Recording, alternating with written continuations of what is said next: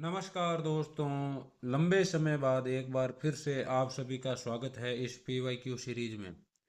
और आज हम शुरू करने जा रहे हैं इतिहास का पाठ नंबर 11, महात्मा गांधी और राष्ट्रीय आंदोलन। और 2026 के ब्लूप्रिंट के अनुसार इस पाठ से टोटल 7 नंबर के प्रश्न आएंगे। एक प्रश्न बहुविकल्पीय, एक प्रश्न अति लघुतरात्मक, एक प्रश्न लघुतरात्मक और एक प्रश्न दीर्घोत्तरात्मक। तो शुरू करते हैं। पहला प्रश्न, निम्न में से कौन सी घटना सबसे पहले हुई? भारत छोड़ो आंदोलन, द्वितीय गोलमेज सम्मेलन, असहयोग आंदोलन, जलियांवाला बाग हत्याकांड। तो इन सभी घटनाओं में सबसे पहले घटना घटित हुई थी जलियांवाला बाग हत्याकांड। जलियांवाला बाग हत्याकांड 13 अप्रैल 1919 को बैसाखी के दिन हुआ। अमृतसर के जलियांवाला बाग में निहत्थी भीड़ पर जनरल डायर द्वारा गोलियां चलवाई गई थी। तो इन सभी घटनाओं में सबसे पहली घटना हो जाएगी जलियांवाला बाग हत्याकांड 1919। असहयोग आंदोलन हुआ था 1920 में। द्वितीय गोलमेज सम्मेलन हुआ था 1931 में और भारत छोड़ो आंदोलन हुआ था 1942 में। अगला प्रश्न है, महात्मा गांधी ने दांडी यात्रा किस वर्ष की? तो महात्मा गांधी ने 1930 ईस्वी में दांडी यात्रा की थी।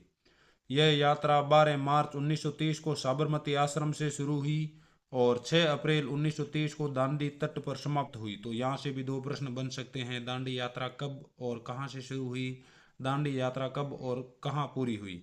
और इस यात्रा का उद्देश्य था नमक कानून तोड़ना। और इसी यात्रा के साथ सविनय अवज्ञा आंदोलन की शुरुआत हुई थी। अगला प्रश्न है, चोरी चौरा कांड की घटना के बाद गांधी जी ने किस आंदोलन को वापस ले लिया? तो चोरी चौरा कांड की घटना के बाद गांधी जी ने असहयोग आंदोलन को वापस ले लिया था। तो चोरी चौरा कांड की घटना होती है फरवरी 1922 में गोरखपुर उत्तर प्रदेश में और चोरी चौरा जगह पर। तो यहाँ पर भीड़ है वो पुलिस थाने को आग लगा देती हैं और इसमें 22 पुलिसकर्मी मारे जाते हैं। और इसके बाद है वो गांधी जी असहयोग आंदोलन को वापस ले लेते हैं। इसके संबंध में गांधी जी का विचार था कि मैं एक ऐसी आज़ादी नहीं चाहता जो खून से सनी हो। अगला प्रश्न है, सीमांत गांधी के नाम से किसे जाना जाता है? तो सीमांत गांधी के नाम से जाना जाता है खान अब्दुल गफ्फार खान को। ये है वो उत्तर पश्चिम सीमांत प्रांत के निवासी थे और इन्होंने एक संगठन बनाया था जिसका नाम था खुदाई खिदमतगार, जिसका हिंदी अर्थ हो जाएगा ईश्वर के सेवक। और इस संगठन के कार्यकर्ता है वो हमेशा लाल कुर्ती पहनते थे। ये गांधी जी की अहिंसा के सिद्धांत के कट्टर समर्थक थे और भारत विभाजन के खिलाफ थे। तो यहाँ से भी प्रश्न बन सकता है, खुदाई खिदमतगार संगठन की स्थापना, तो इसकी स्थापना की गई थी खान अब्दुल गफ्फार खान के द्वारा। और इनके कार्यकर्ताओं की पोशाक हो जाएगी लाल कुर्ती। अगला प्रश्न, गोलमेज सम्मेलन कहाँ आयोजित हुए? तो कुल 3 गोलमेज सम्मेलनों का आयोजन हुआ और तीनों के तीनों सम्मेलन इंग्लैंड की राजधानी लंदन में आयोजित किए गए थे। तो तीनों गोलमेज सम्मेलन, जिसे हम अंग्रेजी में राउंड टेबल कॉन्फ्रेंस भी कहते हैं, पहला गोलमेज सम्मेलन 1930, दूसरा 1931 और तीसरा 1932, तीनों ही लंदन में आयोजित हुए। और इसमें है वो गांधी जी केवल दूसरे गोलमेज सम्मेलन में भाग लेते हैं और ये यहाँ से कांग्रेस के प्रतिनिधि के रूप में शामिल होते हैं। और भारत से डॉक्टर अंबेडकर है वो तीनों गोलमेज सम्मेलन में भाग लेने वाले प्रमुख भारतीय नेता थे। तो यदि पूछ ले तीनों गोलमेज सम्मेलन में भाग लेने वाले नेता, तो उनका उत्तर हो जाएगा डॉक्टर अंबेडकर। और गांधी जी ने किस गोलमेज सम्मेलन में भाग लिया? तो इसका उत्तर हो जाएगा दूसरा गोलमेज सम्मेलन। अगला प्रश्न है, प्रांतीय संसदों के गठन के लिए पहली बार चुनाव कब कराए गए? तो प्रांतीय संसदों के गठन के लिए पहली बार चुनाव 1937 में कराए गए थे और इन चुनावों का आधार था 1935 का गवर्नमेंट ऑफ इंडिया एक्ट। और इसका परिणाम देख लीजिए, तो इन चुनावों में कांग्रेस ने 11 में से 5 प्रांतों में पूर्ण बहुमत प्राप्त किया और कुल 7 प्रांतों में अपनी सरकार बनाई। अगला प्रश्न है, रॉयल इंडियन नेवी या शाही भारतीय नौसेना के सिपाहियों का विद्रोह कब हुआ? तो यह विद्रोह हुआ था 1946 में और यह विद्रोह हुआ था बम्बई, यानी उस समय के बम्बई में और वर्तमान समय में मुंबई में और कराची में। इस विद्रोह ने अंग्रेजों को यह एहसास दिला दिया कि अब वे सेना के बल पर भारत पर लंबे समय तक शासन नहीं कर सकते। अगला प्रश्न है, महात्मा गांधी की सलाह पर किन्हें केंद्रीय विधि मंत्री या लॉ मिनिस्टर या कानून मंत्री का पद संभालने का न्योता दिया गया? तो इसका उत्तर हो जाएगा बी आर अम्बेडकर। तो गांधी जी चाहते थे कि स्वतंत्र भारत की पहली कैबिनेट में सभी विचारधाराओं के योग्य लोग शामिल हो, भले ही उनके राजनीतिक विचार कांग्रेस से अलग हो, और इसलिए गांधी जी ने केंद्रीय विधि मंत्री या कानून मंत्री बनाने के लिए बी आर अम्बेडकर की सिफारिश की।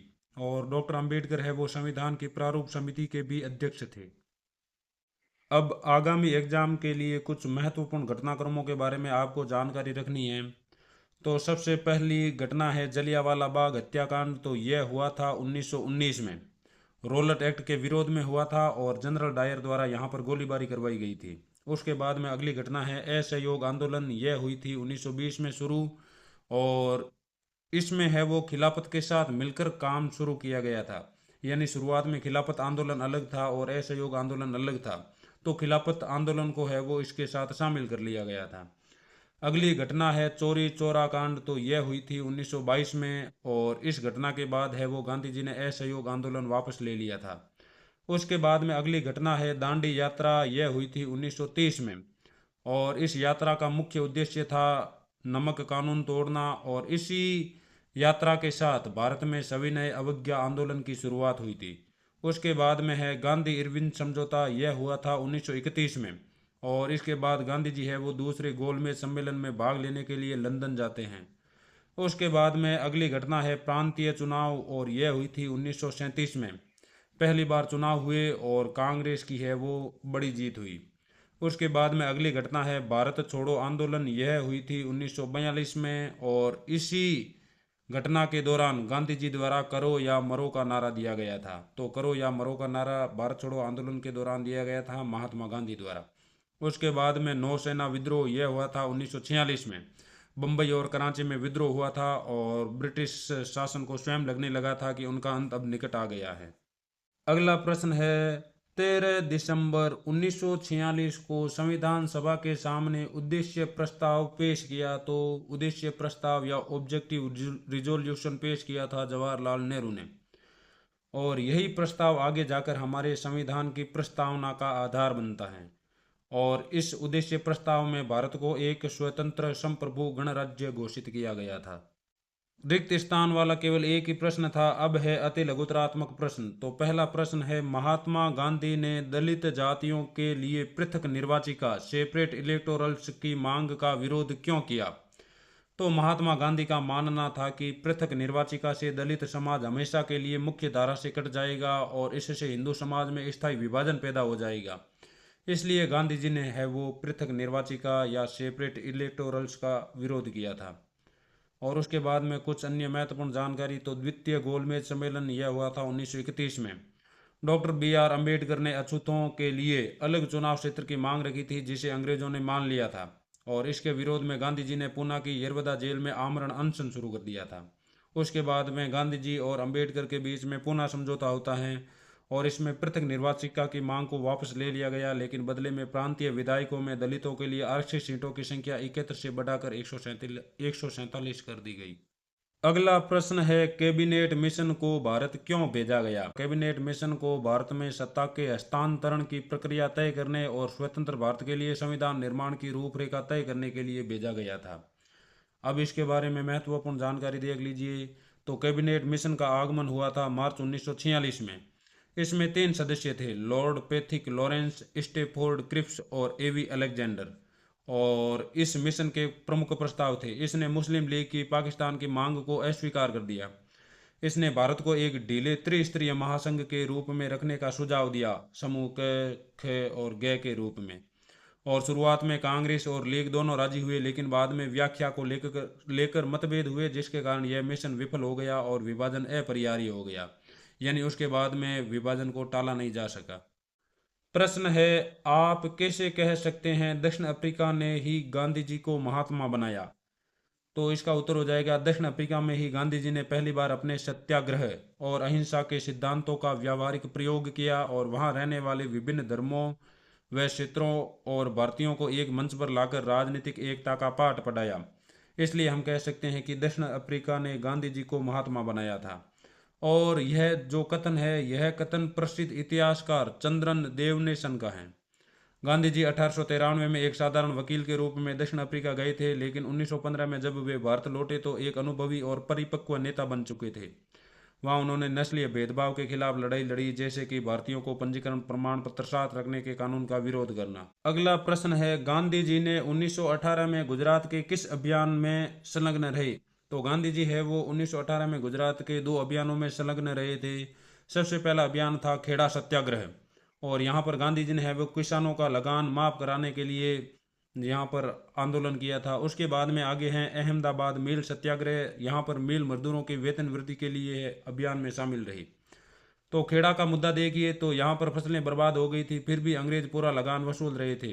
गांधी जी ने वल्लभ भाई पटेल के साथ मिलकर किसानों को लगान न देने के लिए प्रेरित किया। उसके बाद में अहमदाबाद मिल सत्याग्रह के बारे में देखिए, तो मिल मालिक प्लेग बोनस बंद करना चाहते थे। गांधी जी ने मजदूरों के पक्ष में पहली बार भूख हड़ताल का प्रयोग यहीं पर किया था। अंततः मजदूरों को 35% वेतन वृद्धि मिली। उसके बाद में 1917 में एक हुआ था चंपारण सत्याग्रह। यह घटना है वो गुजरात की नहीं थी, बिहार की घटना थी, तो आप है वो इसमें चंपारण सत्याग्रह नहीं लिखें। अब है लघुतरात्मक प्रश्न। पहला प्रश्न, मुस्लिम लीग ने कैबिनेट मिशन के प्रस्तावों को अस्वीकार क्यों कर दिया? तो प्रारंभ में लीग ने प्रस्तावों को मान लिया था, लेकिन बाद में है वो कैबिनेट मिशन के प्रस्तावों को अस्वीकार कर दिया था। क्यों? तो सबसे पहला कारण था व्याख्या में मतभेद। लीग का मानना था कि प्रांतों का समूहीकरण अनिवार्य है, जिससे पाकिस्तान की नींव मजबूत होती, जबकि कांग्रेस इसे ऐच्छिक मानती थी। दूसरा कारण हो जाएगा असुरक्षा। जब कांग्रेस ने कहा कि संविधान सभा में अपनी मर्जी से बदलाव कर सकती हैं, तो जिन्ना को लगा कि एकीकृत भारत में मुस्लिमों के हितों की रक्षा नहीं होगी, इसलिए मुस्लिम लीग ने कैबिनेट मिशन के प्रस्तावों को अस्वीकार कर दिया था। तो अब देखिए कैबिनेट मिशन के बारे में। तो कैबिनेट मिशन में 3 सदस्य थे जो 1946 में भारत आए थे। पहला हो जाएगा पैथिक लॉरेंस, उसके बाद में स्टेफोर्ड क्रिप्स, और उसके बाद में एवी अलेक्जेंडर। और इस मिशन ने पाकिस्तान की मांग को खारिज कर दिया था और भारत को एक ढीले महासंघ के रूप में रखने का सुझाव दिया था। परिणाम स्वरूप प्रस्ताव खारिज करने के बाद जिन्ना ने 16 अगस्त 1946 को प्रत्यक्ष कार्यवाही दिवस मनाया, और जिससे भीषण दंगे हुए। तो यहाँ से एक प्रश्न बन सकता है, प्रत्यक्ष कार्यवाही दिवस कब मनाया गया? तो प्रत्यक्ष कार्यवाही दिवस 16 अगस्त 1946 को मोहम्मद अली जिन्ना द्वारा मनाया गया था, कैबिनेट मिशन के प्रस्ताव खारिज होने के बाद में। अगला प्रश्न है, महात्मा गांधी की किन आदतों ने उन्हें जन नेता यानी मास लीडर के रूप में प्रतिष्ठित किया? तो इसका उत्तर हो जाएगा, गांधी जी के जन नेता बनने के कई कारण थे, जिसमें पहला कारण था वेशभूषा। उन्होंने सूट बूट का त्याग कर एक साधारण धोती अपनाई, जो भारत की गरीब जनता का प्रतीक थी, और इससे गरीब जनता है वो गांधी जी के साथ अपना जुड़ाव महसूस करने लगी। उसके बाद में है भाषा व जुड़ाव। उन्होंने अंग्रेजी के बजाय आम जनता की भाषा हिंदुस्तानी में बात की, यानी हिंदी में बात की। वे चरखा काटते थे और शारीरिक श्रम को सम्मान देते थे, जिससे आम जनता को लगा कि वे उन्हीं में से एक हैं। इसलिए गांधी जी की इन आदतों ने उन्हें एक जन नेता स्थापित करने में महत्वपूर्ण भूमिका निभाई। इसके अलावा भी कई कारण थे। तीसरा कारण हो जाएगा चमत्कारी बाबा। ग्रामीण लोग उन्हें एक चमत्कारी शक्ति मानने लगे थे। अफवाहें थी कि जो उनका विरोध करेगा उसका घर गिर जाएगा, फसलें बर्बाद हो जाएगी। उसके बाद में अगला कारण हो जाएगा बनारस भाषण, 1916 में दिया गया। तो यह उनकी पहली सार्वजनिक उपस्थिति थी, जहां उन्होंने अमीरों को फटकारा और कहा कि भारत की मुक्ति किसानों के माध्यम से ही हो सकती है। यहीं से वे अभिजात वर्ग के नेता से जन नेता बने। दूसरा गोलमेज सम्मेलन कहाँ आयोजित हुआ? उसमें कांग्रेस का नेतृत्व किसने किया? तो दूसरा गोलमेज सम्मेलन लंदन में आयोजित हुआ, और इसमें महात्मा गांधी ने कांग्रेस का नेतृत्व किया। और इस सम्मेलन से पहले है वो गांधी इरविन समझौता होता है, और इसी समझौते के तहत गांधी जी है वो सविनय अवज्ञा आंदोलन को रोक देते हैं और दूसरी गोलमेज सम्मेलन में भाग लेने के लिए लंदन जाते हैं। सम्मेलन में डॉक्टर अंबेडकर ने दलितों के लिए पृथक चुनाव क्षेत्र या पृथक निर्वाचिका की मांग की, जिसका गांधी जी ने विरोध किया। अंततः गांधी जी है वो लंदन से खाली हाथ लौट जाते हैं और कहते हैं कि मैंने अपने देश के सम्मान के साथ समझौता नहीं किया है। अब है दीर्घ उत्तरात्मक प्रश्न। रोलट सत्याग्रह से ही गांधी जी एक सच्चे राष्ट्रीय नेता बन गए, इस कथन की विवेचना कीजिए। तो रोलट सत्याग्रह 1919 में हुआ था और गांधी जी को इसने एक राष्ट्रीय नेता बना दिया। क्यों? क्योंकि इसके कई कारण थे। सबसे पहला, अखिल भारतीय स्वरूप। इससे पहले गांधी जी का आंदोलन है वो चंपारण, खेड़ा और अहमदाबाद यानी स्थानीय क्षेत्रों तक ही सीमित थे। रोलट एक्ट के विरोध में उन्होंने पहली बार देशव्यापी हड़ताल का आह्वान किया, जिससे पूरे देश के कस्बों और शहरों को जोड़ दिया। उसके बाद में दूसरा हो जाएगा कारण हिंदू मुस्लिम एकता। इस आंदोलन के तुरंत बाद गांधी जी ने खिलाफत आंदोलन का समर्थन किया, जिससे हिंदू और मुस्लिम एक साथ मंच पर आए और यह एक संयुक्त राष्ट्रीय मोर्चा बन गया। उसके बाद में है संगठनात्मक ढांचा। तो इस आंदोलन ने ही कांग्रेस को एक नई दिशा दी और इसे वकीलों व बुद्धिजीवियों के क्लब से बदलकर एक जन आंदोलन बना दिया। रोलेट एक्ट, इसे काला कानून कहा जाता था और इसे बिना वकील, बिना अपील और बिना बिना दलील का कानून भी कहा जाता था। अगला प्रश्न है, महात्मा गांधी ने अपने सत्याग्रह के लिए नमक का चयन क्यों किया?